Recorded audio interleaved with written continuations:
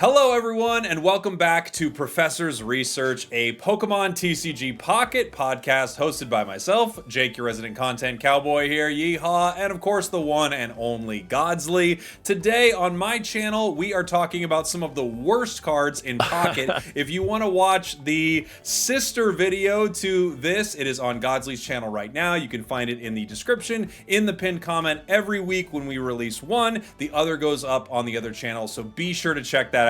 Godsley, we're going to be talking about the worst of the worst. I know you asked your chat. So excited. It's going to be great. This video is going to be so much fun just complaining the whole time about these.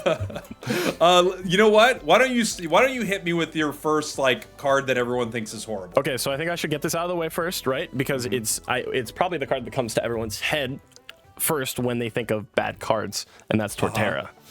Ooh, I got so many Torterras. Yeah, tell me about it. All right, so Torterra is a stage 2. Obviously, stage 2s can be good, but you kind of want to stay away from them if you can, because that means they're inconsistent, because you have to draw all the evolutions. It also is 160 HP, which is good. So that so far sounds great, but you got to realize its attack Frenzy Plant costs 4 energy, deals 150 damage, which could be okay. First off, 4 energy might not be that bad because we have Superior in the game and you think you can ramp up into it, but for some reason they decided to add an effect onto Frenzy Plant that says during your next turn this Pokemon can't use Frenzy Plant. So that means you can't attack 2 turns in a row, and you might be thinking, well, what if you put Fossil on the bench, retreat into Fossil, discard Fossil, then you go back out and it resets the move and you can attack again? That could have been possible, except for the fact that they, for some reason, decided to add a 4 retreat cost onto this too.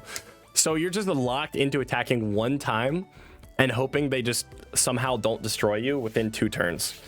Yeah, it's such a rough card. I'm 100% convinced that we have Torterra EX coming, right? Because this just feels like unbelievably cruel to have Empoleon and Torterra. Empoleon's at least fine, I guess. Torterra, though, yeah, 4 energy, which is rough. And then, of course, like you were saying, you do think maybe Superior, but now you need 2 stage 2s to get online to make this happen, and you can't attack 2 turns in a row. Yes, it's not an EX Pokemon, so you're only giving up 1 point, but it feels rough. A lot of my community was, this was like one of the number 1 cards. I want to go back in time a little bit for our next one. Okay. And I want to hit you with what I think is without question one of the worst cards, unfortunately. This is from Genetic Apex, and this is going to be Ditto. So, Ditto's a weird card.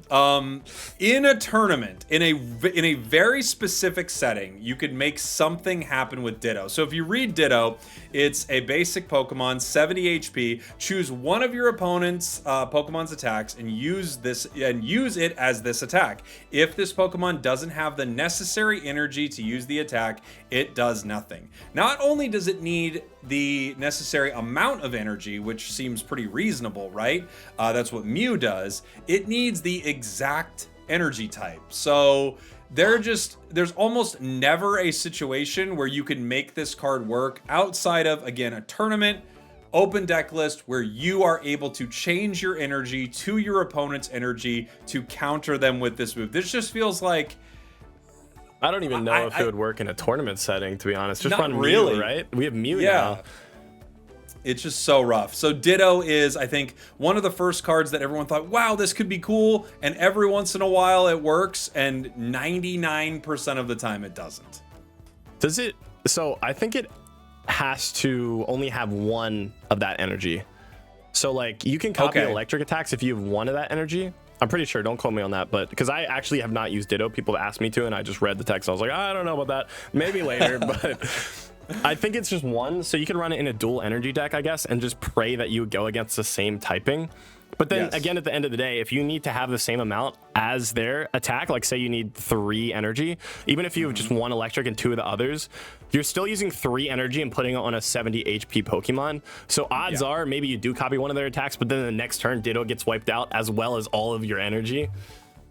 Yeah, this is like, it's just bad Mew, right? Like Mew is this in every way, but so much better. You don't need any specific energy type for Mew. Mew can copy their attack. They can copy the Crimson Storm from Charizard and KO it. Like Ditto is just, a very cheesy card that once in a blue moon will work and otherwise is an absolute disaster. Yeah, maybe I have 1 out of every 20 games, but that's why I agree. I think it's probably one of the worst cards we've ever seen. And if we're hopping back in time, let's stay there for a second, because I have another Pokemon that a lot of people, I've actually tried to record a video with this before, and I think it was one of my most tilting streams because I used the basic Licky Tongue. And I'm not sure if you remember this guy, but of course. Let's see here. So I think it's a 3 energy cost, and if you flip tails, it does 0 damage. If you flip heads, you could in theory do infinite damage, like it does 60 per heads, but that's a 50-50 chance of doing 0 damage for 3 energy, which is obviously terrible. I've had multiple games when I try to play with this deck. I mean, I guess it got a little bit better now because you can use it in the evolution line of the new Lickilicky EX. But now we have just a brand new Licky Tongue that does 50 damage for 3 energy, which I think I would prefer, because also the OG Licky Tongue has a 3 retreat cost too. So you need to use a Leaf and an X speed just to retreat this without losing any energy.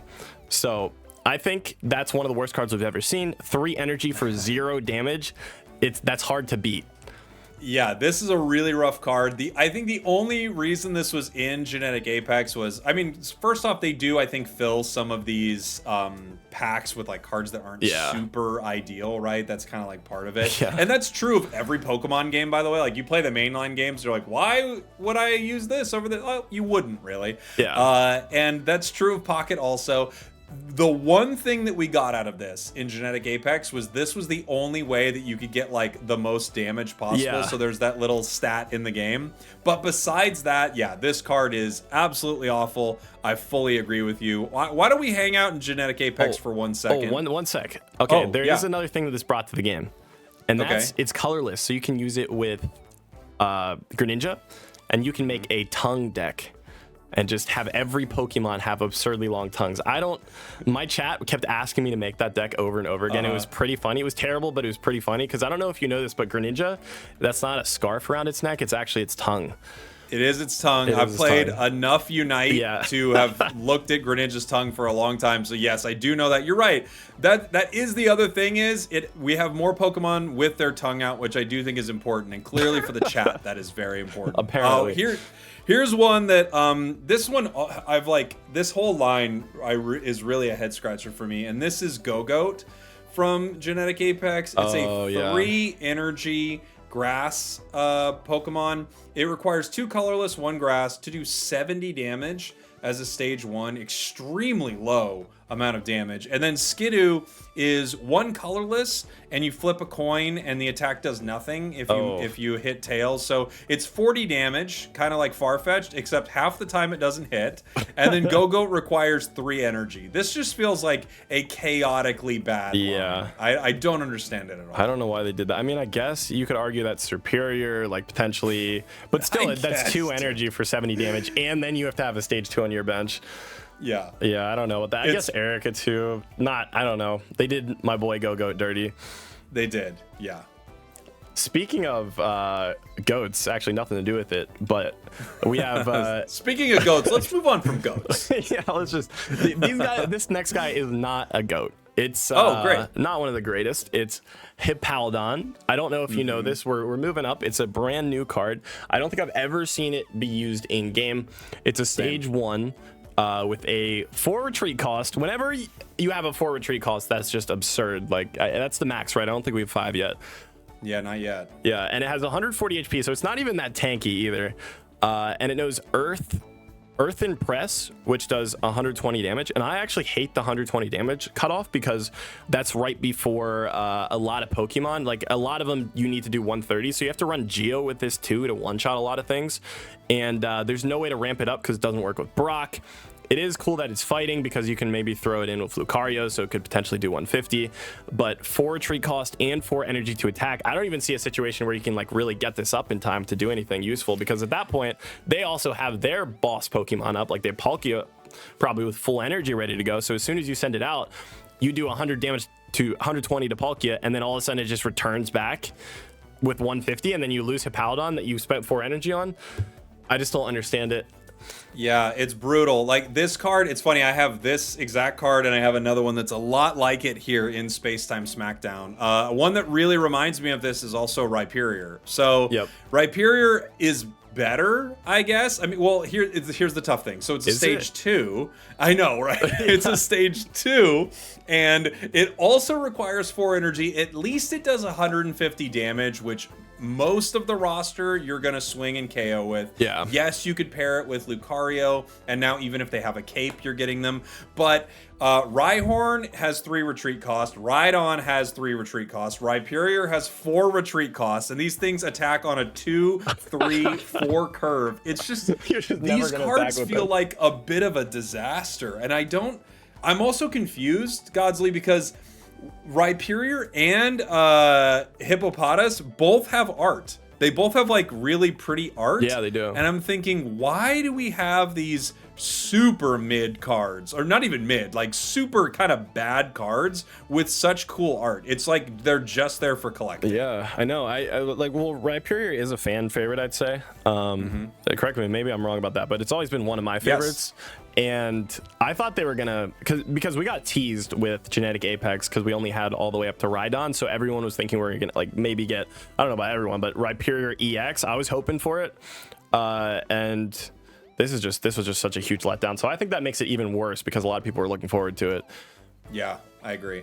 It's a rough one. All right, the next card I have here is from Genetic Apex, and we're gonna move over to water types. We actually have Seadra. I'm not sure if you've taken a look at this yet, but dude, yeah. I have it on my list. Seadra is a disaster. Oh man, it's like a worse Lumineon because Lumineon 2 energy, 50 damage, and it's, I think, the same HP actually. Yeah, I think it's like 70, so it's just a worse version of that. 3 energy for 50 damage. Why would you use this when you have that?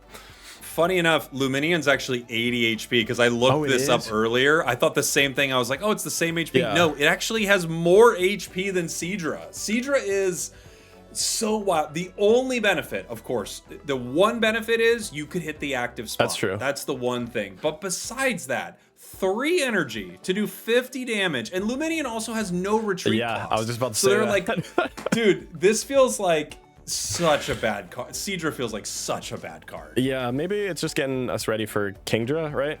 Like we could get potentially that in the future.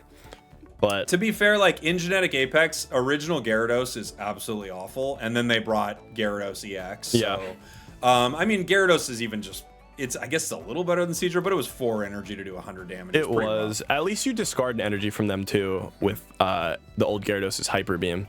So it is a guaranteed discard, but still, yeah, it's pretty bad. Seadra is a very rough one. I've got one from, well, there are a few.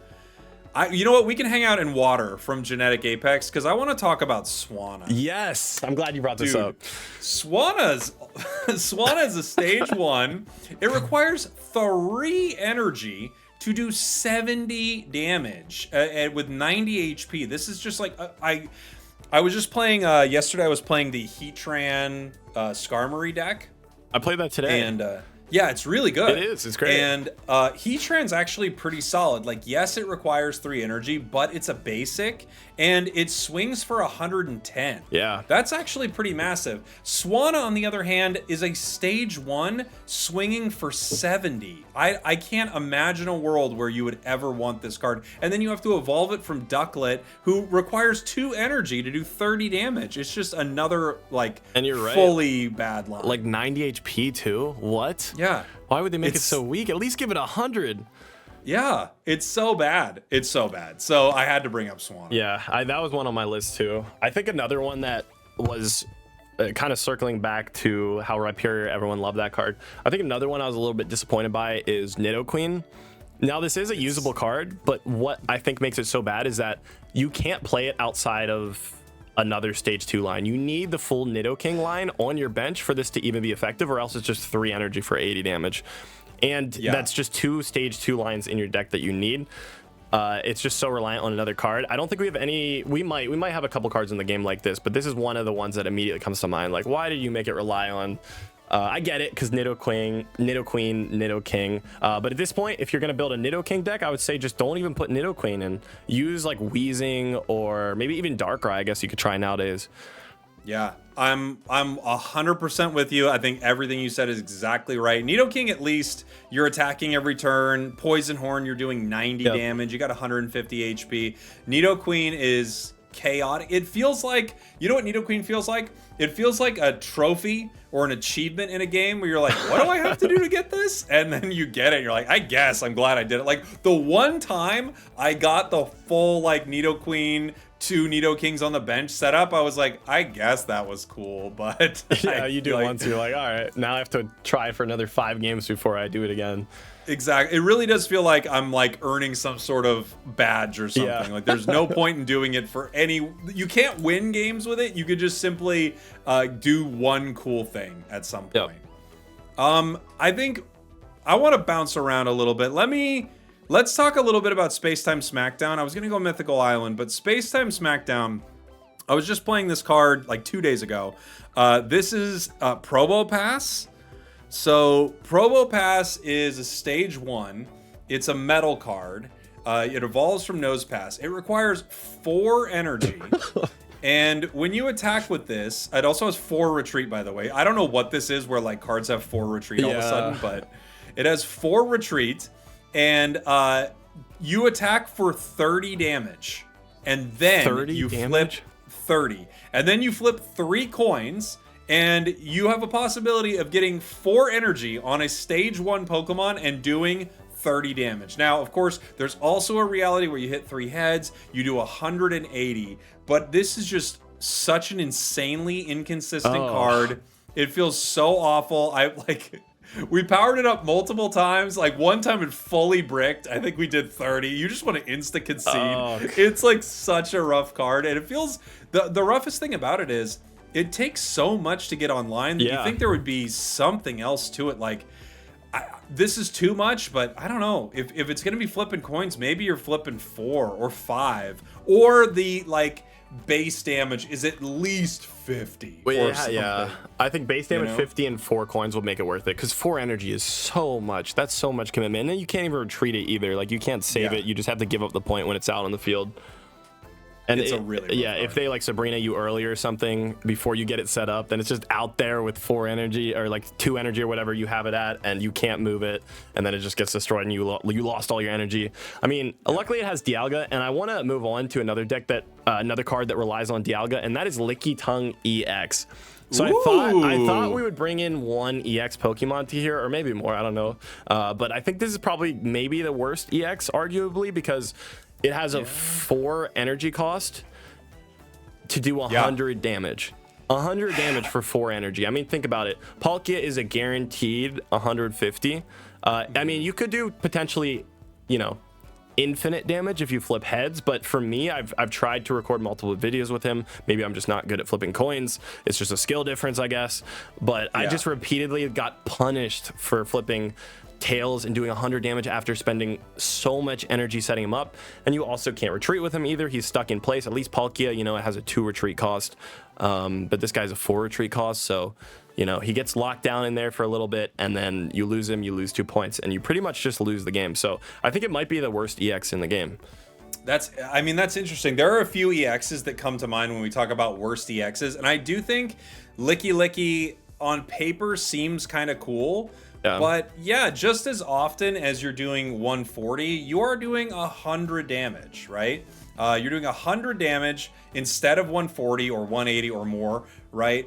For the 4 energy. And it does feel like you have to play this with something that's ramping up energy like Dialga. So now you're kind of committing to 2 EX Pokemon that are both so slow. It's so hard to get them online. So I'm with you. I do think Lickilicky is probably one of the worst EXs in the game. How do you think it compares to Gengar? Which one do you think is better? Well, so that's the question, right? I feel like there are a few EXs that spring to mind. Gengar is definitely one of them. Gengar, in some ways, feels like the more cards that are released, like I know people are trying to play it with Dusknoir and stuff. It feels like the more cards that are released, in some ways, Gengar gets more value.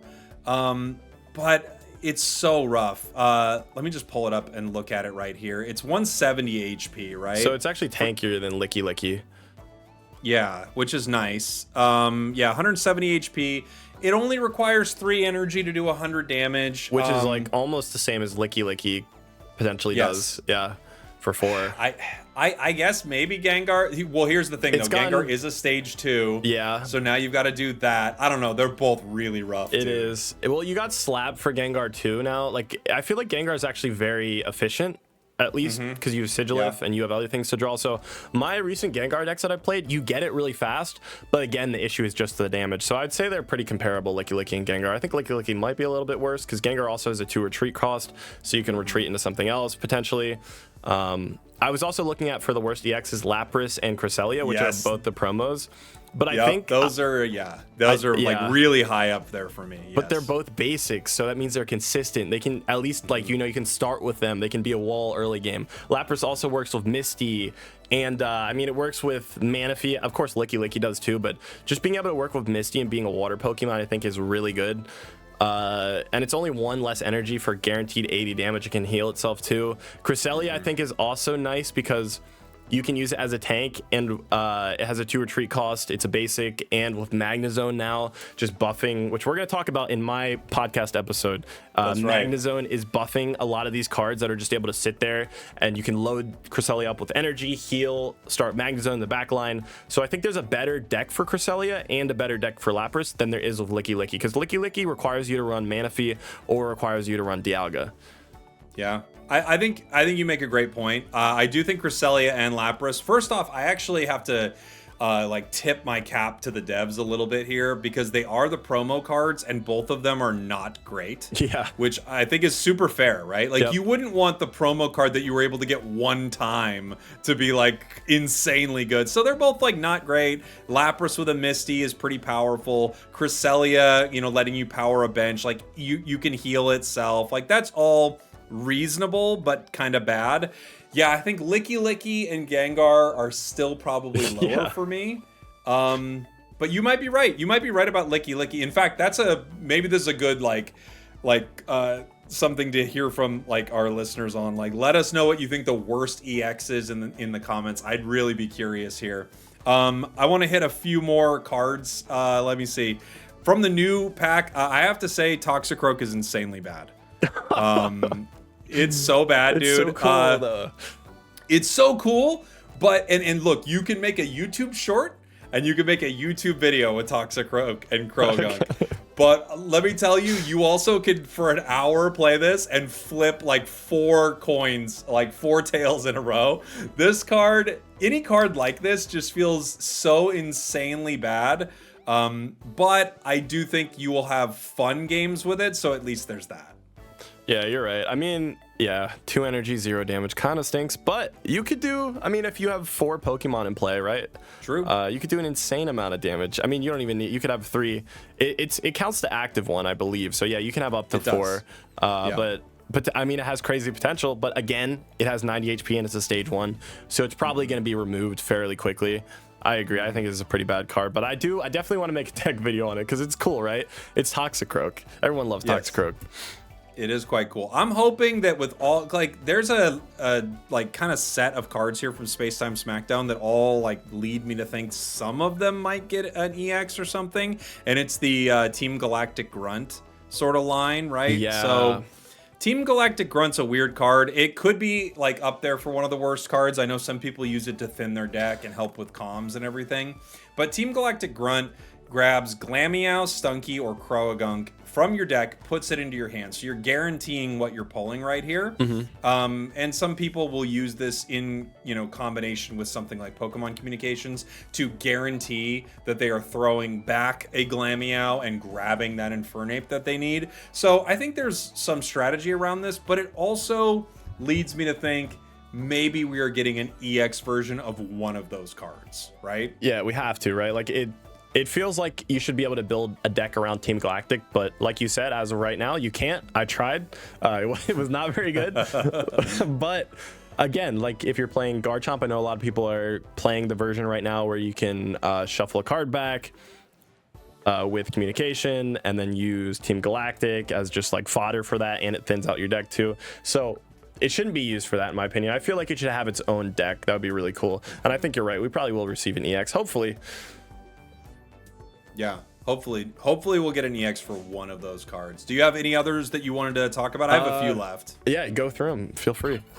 I think this is a weird one. So I wanted to get a couple from Mythical Island, and there aren't a ton that I think are absolutely awful in this set, but there are a ton that I just never see, and one of those is Dreadnought.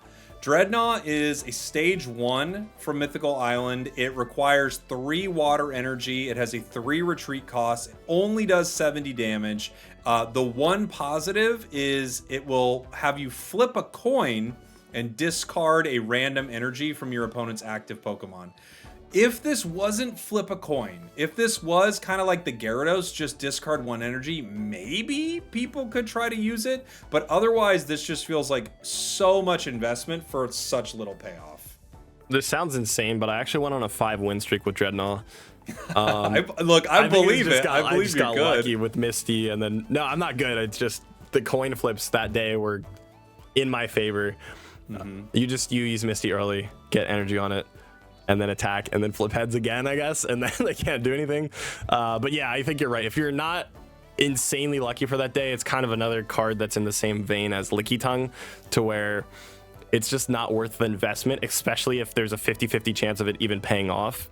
Yeah. And in the current meta, I think it got worse actually, because now we have these energy ramping cards where you actually sit things on the bench instead of in the active zone. We have Manaphy, you put an energy on it, then you just guarantee you have energy on the bench, so then Dreadnought really doesn't do anything against that.